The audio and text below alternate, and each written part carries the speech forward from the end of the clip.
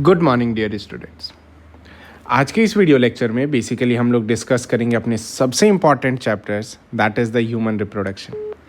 अब कहोगे कि सर सबसे इम्पॉर्टेंट चैप्टर्स? हाँ डियर स्टूडेंट्स, सबसे इम्पॉर्टेंट चैप्टर, कारण ये भी ह्यूमन फिजियोलॉजी का पार्ट है जो कि हमारा एक पिलर माना जाता है नीट के एग्जामिनेशंस के लिए। सो स्टूडेंट्स, बिना टाइम पास किए हुए one of the interesting chapters के टुवार्ड अपन गो थ्रू करते हैं, दैट इज़ ह्यूमन रेप्रो। अब जरा समझो, रिप्रोडक्शन मैंने पहले भी टर्म बताया था कि जो अपने जैसे स्पीसीज को बार बार प्रोड्यूस करता है उस एंटायर इवेंट का नाम अपन क्या देते हैं? रिप्रोडक्शन देते हैं। यस।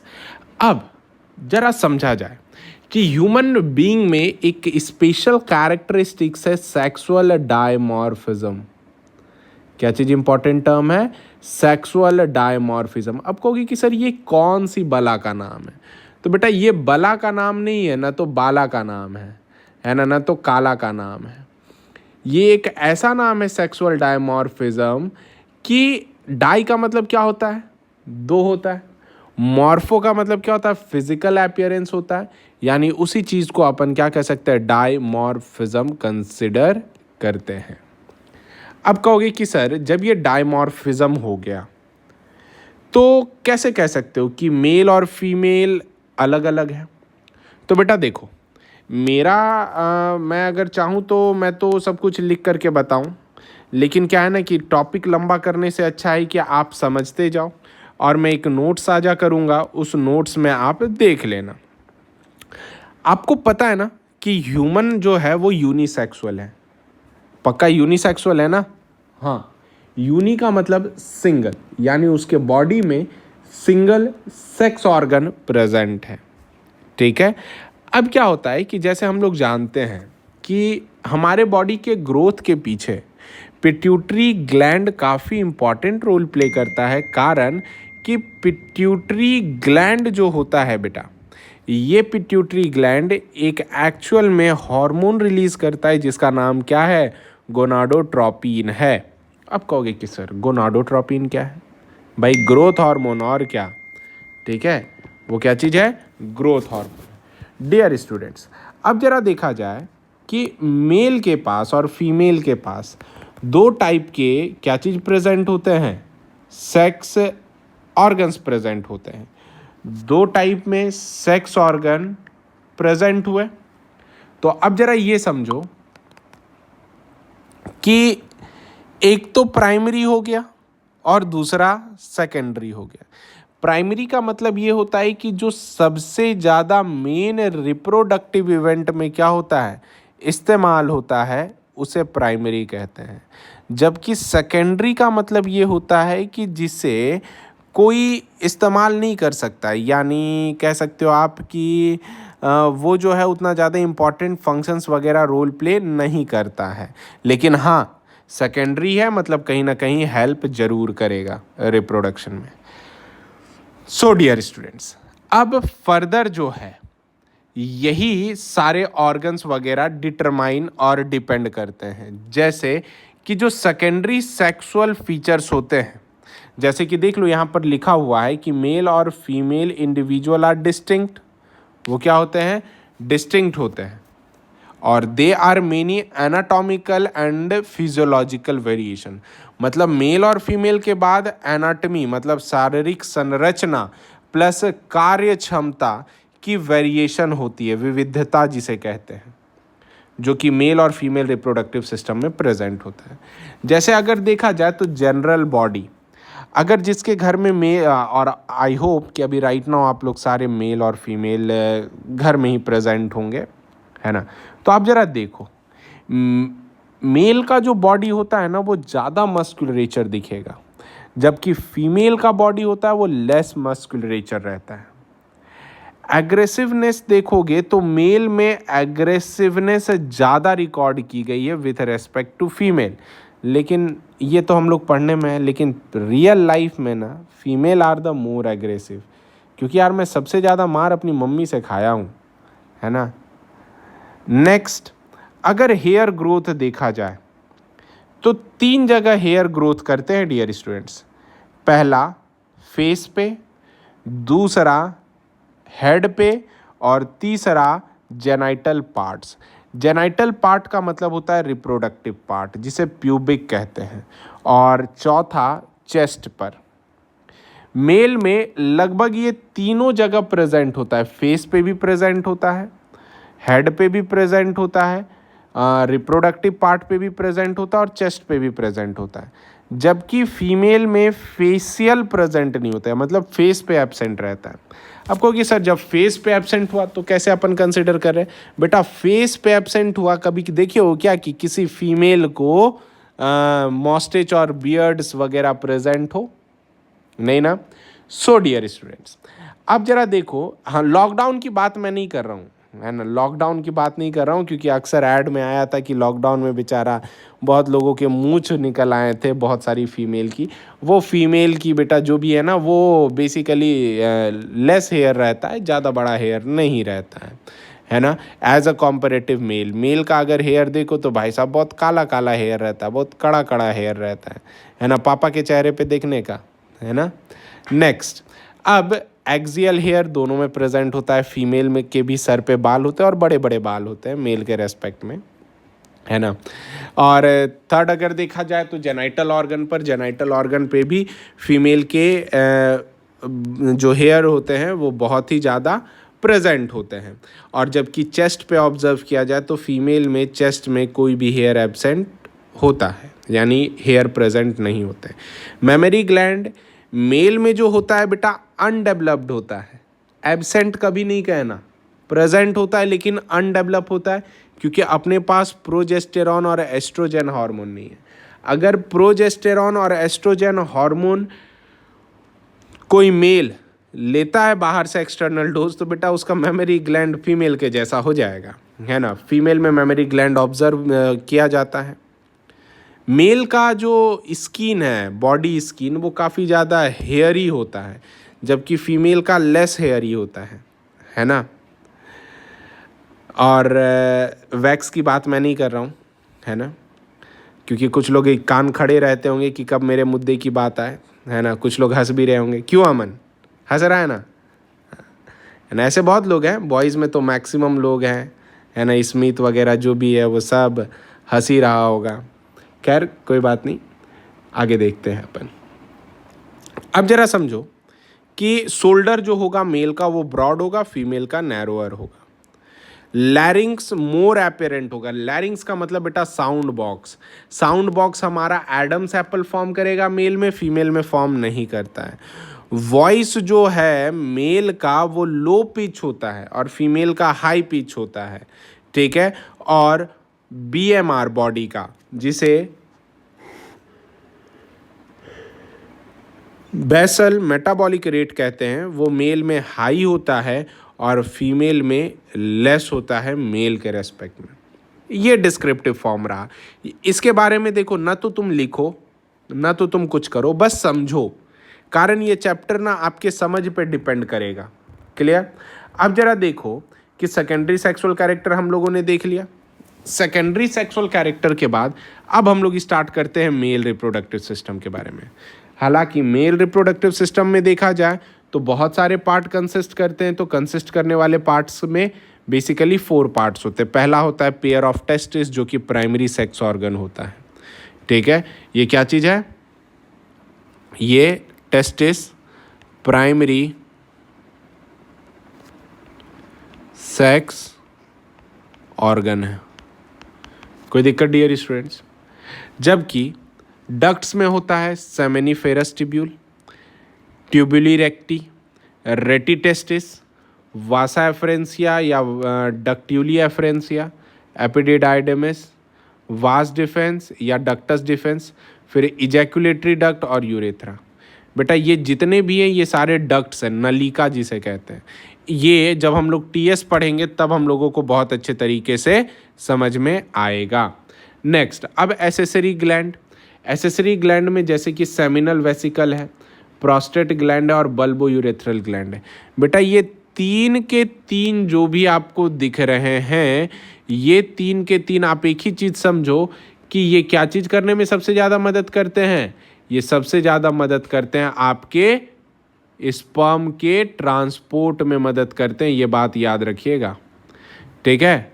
अब डियर स्टूडेंट्स, अब इसके बाद जो देखोगे, क्या देखोगे बताओ भाई?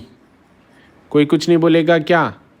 यस, इसके बाद जो है एसेसरी के बाद एक्सटर्नल जेनिटेलिया है, जिसे यूरेथ्रा वगैरह कहते हैं, वो एक्सटर्नल जेनिटेलिया में ही आता है। अब कहोगे सर वो डक्ट में कैसे?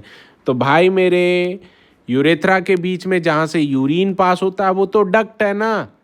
एक्सटर्नल जेनिटेलिया भी कंसिडर करते हैं और डक्ट भी कंसिडर करते हैं। अब जरा समझो, ये क्या हो गया भाई? हाँ, अब जरा समझो, ये मेल रिप्रोडक्टिव पार्ट रहा, ये एलएस है। क्या चीज़ है ये? एलएस है, लेटरल सेक्शन है। अरे अम्मा सूथ्यू, ये एलएस है। किसका? चिंता नहीं करने का। दिस इज द एलएस, यानी longitudinal sections of MRT, male reproductive tract. जरा देखो इसमें, ये जो पोस्टीरियर एंड है, ये चीज़ को अपन बेसिकली लार्ज इंटेस्टाइन कहेंगे। क्या कहेंगे? ये लार्ज इंटेस्टाइन कहेंगे। कोई दिक्कत? अब जरा देखो, ये यूरेथ्रा है, यूरिनरी ब्लैडर, ठीक है। अब ये एक बोन है जिसे सिम्फाइसिस, प्यूबिस सिम्फाइसिस कहते हैं। आप गर्डल में पढ़े होंगे। कौन से गर्डल में? पेल्विक गर्डल में, ठीक है। आ रही बात समझ में? उस जगह पर प्यूबिस सिम्फाइसिस है, जहाँ पे आपको बताया गया था कि यही बोन ब्रेक होता है फीमेल में और पार्चुरेशन यानी बेबी बर्थ के टाइम पर काम करता है। नेक्स्ट, डक्टस डिफेंस है। यूरेथ्रा दिख रहा है, यूरेथ्रा में कॉर्पस कैवर्नोसम मसल्स का नाम है। ये पेनिस है, कॉर्पस स्पॉन्जियोसम, ग्लैंस पेनिस है, और परप्यूस जिसे फोर स्किन कहते हैं। ये रहा तुम्हारा टेस्टिस। टेस्टिस जिस बैग में प्रेजेंट होता है इसे स्क्रॉटम कहते हैं। टेस्टिस में से जो स्पर्म को बाहर की ओर निकालता है उसे एपिडिडाइडेमिस कहते हैं। और ये चीज़ जो है एपिडिडाइडेमिस से निकाल करके फिर से यूरेथ्रा की तरफ लेके जाता है डक्टस डिफेंस। फिर ये रहा एनस। उसके बाद 4 ग्लैंड प्रेजेंट होते हैं। बल्बो यूरेथ्रल ग्लैंड दिख रहा है, प्रोस्टेट ग्लैंड, अक्सर आप सुने होंगे प्रोस्टेट कैंसर के बारे में, बेटा वो इसी जगह होता है प्रोस्टेट ग्लैंड में। नेक्स्ट आता है इजैकुलेटरी डक्ट। इजैकुलेटरी डक्ट का मतलब कि वासा एफरेंसिया से जैसे ही डक्टस डिफेंस से होता हुआ ये यूरेथ्रा में एंटर कर रहा है तो इसी जगह पे बेसिकली इजैकुलेटरी डक्ट होता है। फिर आता है seminal vesicle. Seminal vesicles liquid release करते हैं। आ रही बात समझ में? नेक्स्ट आता है उसके बाद ये एम्प्यूला। एम्प्यूला एक स्वेलन स्ट्रक्चर का नाम होता है जिसे एम्प्यूला कहते हैं। अब जरा समझो कि हाउ टेस्टिकल्स नॉर्मली डिसेंड्स। जैसे देखो स्टार्टिंग में टेस्टिस जो होता है ना, टेस्टिकल्स, वो मीजोडर्मल इन ऑरिजिन होता है और वो बिलो द किडनी ग्रो होता है। बच्चे किधर होता है? बिलो द किडनी ग्रो होता है। अब एक बात समझो यहाँ पर कि अगर आपको कोई कह दे कि अगर बच्चा एम्ब्रियो में और फीटस में है तो वो मेल है कि फीमेल है, ये पता कैसे लगाओगे जरा आप बताओ। तो बेटा क्या होगा ना कि अपन जब बच्चे का बैक साइड से एक्सरे लेंगे तब किडनी देखेंगे। अगर 2 किडनी दिख रही है तब वो क्या होगी? वो फीमेल होगी। अगर 4 किडनी दिख रहा होगा जब बच्चा पेट में रहता है फिटस में, फिटस फॉर्म में, तब समझना वो मेल होगा। चलो मैंने आपको आज डॉक्टरी के बारे में एक अच्छा ज्ञान दिया है ना। नेक्स्ट डियर स्टूडेंट्स, अब जरा समझो कि यही टेस्टिकल्स जो है वहाँ पे फॉर्म किए और ये देखो लोअर रीजन पे ये चीज़ है स्क्रोटम, जिसे अपन टेस्टिकल बैग्स कहते हैं, ठीक है। अब ये जो टेस्टिकल्स होता है यूजुअली टॉप ग्रेन और अबाउट 12 वीक आफ्टर कंसेप्शंस पे फॉर्म करता है। यानी जब बच्चा क्या कहते हैं 12 हफ्तों का हो चुका तब वो धीरे धीरे इंग्यूनल कैनाल से नीचे आएगा। यहाँ पे एक कैनाल प्रेजेंट होता है, इसी कैनाल का नाम क्या होता है? इंग्यूनल कैनाल होता है, जिससे कि ये क्या करता है? आपका टेस्टिस डिसेंड करता है। कोई दिक्कत? ये क्या हो गया? एक इंग्यूनल कैनाल हो गया। अब यही टेस्टिकल्स डिसेंड करता है स्क्रोटम पे 4 से 6 week before the birth time. तब जा कर के अपन मेल को कंसिडर क्या करेंगे, फुल्ली फर्टिलाइज्ड मेल कंसिडर करेंगे। वरना बेटा वो मेल ना वो क्या होगा कि वो फर्टिलाइज करने की एफिशिएंसी नहीं रख पाएगा और अच्छा नहीं रहेगा। समझो बात को आप भी, है ना। आई बात समझ में, कोई दिक्कत? ओके, अब जरा देखा जाए, ठीक है। इसके बाद जो है जिसे अपन क्या कह सकते हैं, टेस्टिस कहते हैं। ये पहला पार्ट है जो प्राइमरी सेक्स ऑर्गन है। सिंगुलर को अपन टेस्टिस कहते हैं। इसमें आई और ई एस का डिफरेंस होता है। टेस्टिस को टेस्टिकल्स के नाम से भी कहते हैं अपन, ठीक है, जो कि एक लैटिन वर्ड से डेराइव किया गया है जिसका नाम क्या होता है, टेस्टिक्यूलस होता है। क्या नाम होता है, टेस्टिक्यूलस होता है। मतलब विटनेस ऑफ वायरलिटी कहते हैं, यानी मेलनेस, उस चीज़ का स्लोगन है ये, witness of virility. Next dear student, shape and size में देख लेना कि एडल्ट टेस्टिस जो होता है वो ओवल शेप का होता है। लेंथ तकरीबन 4 से 5 सेंटीमीटर, विड्थ 2 से 3 सेंटीमीटर, थिकनेस 3 सेंटीमीटर। अब जरा समझो डेवलपमेंट कि डेवलपमेंट क्या है। अब जब डेवलपमेंट है, ठीक है, तो जैसे कि मेल फीटस टेस्टिस अभी मैंने समझाया था ना कि डेवलप नियर द किडनी, और किसके साथ, सेक्स कॉर्ड के साथ, ठीक है, with the 6th week of embryo. आ रही बात समझ में? ये जो कॉर्ड दिख रहा है बेटा, ये इसी चीज़ का नाम अपन सेक्स कॉर्ड कहते हैं। ये है वो, क्लियर। अब जरा देखो कि इसी टाइम पे डेवलपमेंट सेक्स डिटर्मिनेशन पॉसिबल होता है। याद रख लेना ये कैसा ओरिजिन है, तो मीजोडर्मल इन ओरिजिन है, जिसमें कि सेक्स कॉर्ड कन्वर्ट होता है टेस्टिस कॉर्ड में, और उसी के अंदर टेस्टिस कॉर्ड के अंदर सर्टोली सेल्स प्रेजेंट रहता है। ध्यान रखना। और डियर स्टूडेंट्स, ये जो टेस्टिस होता है ये फॉलो करता है पाथ ऑफ डिसेंट। वो भी कहाँ से, तो from the high posterior fetal abdomen to the inguinal canal. Inguinal canal तक क्या करता है, ये फॉर्म करता है, समझो, ठीक है। और किस में पहुंच जाता है, तो वो स्क्रोटम में पहुंच जाता है डियर स्टूडेंट्स। और वो भी कब, 8 मंथ ऑफ प्रेगनेंसी में। ध्यान रखना ये सारे टर्म्स एसेंशियल, और ये वीवीआई है आपके लिए, जिसमें कि मोस्ट ऑफ द केसेस में ऐसा देखा है कि 3 से लेकर के 30% में एक या दोनों टेस्टिस फेल हो जाते हैं स्क्रोटम में आने से पहले। और इसी कंडीशन को क्या कह सकते हैं, क्रिप्टोकाइडिज्म कहते हैं। अगर एक डिसेंड किया तब बताओ क्या होगा। मान लो 2 टेस्टिस के जगह पे मेल के पास सिर्फ एक टेस्टिस है, तो क्या वो फर्टाइल होगा कि नहीं होगा, यह आप मुझे कमेंट बॉक्स में इसका आंसर ड्रॉप करके बताओ। हालांकि आप जानते हो कि हाउएवर अबाउट 80% ऑफ क्रिप्टोकाइडिज्म टेस्टिस जो होता है, मतलब कि उसका टेस्टिस स्क्रोटम में नहीं आता, वो डिसेंड करता है फर्स्ट ईयर में, वो भी आफ्टर बर्थ, जो कि अप्रॉक्स कितना महीना रिक्वायर करता है, 3 मंथ रिक्वायर करता है।